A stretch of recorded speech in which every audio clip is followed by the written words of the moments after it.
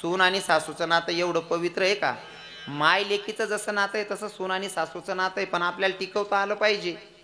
हा, इतकं पवित्र नातं आहे. सासू म्हणजे मायेचे आणि सूनबाई म्हणजे मुलगीचे, असं नातं पाहिजे. पण या नाताले ना काही काही लोकेशन इथला सत्यानाश कर टाका ना. काही काय घर मग एकच घर मारा आणि सून आणि सासू तीन तीन वरीचे राहिले बोलतीत नाही. एक ठिकाणी कार्यक्रम लिगो पिशवी ठेवा, जडे पिशवी ठी त्याच घरमा सून सासून भांडण व्हायला होतं.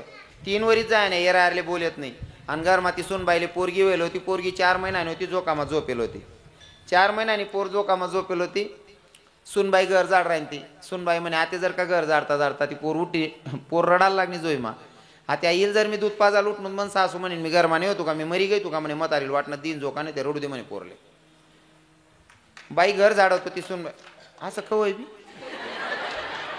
अहो काय बिन बजेट ना कारभार आहे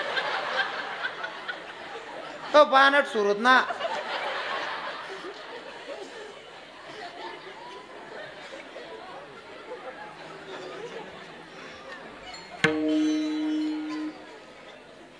मी म्हणतो मुद्दा पण बोलतो टाया वाजता बरोबर आहे कवय बी. अरे उल गेलो वावर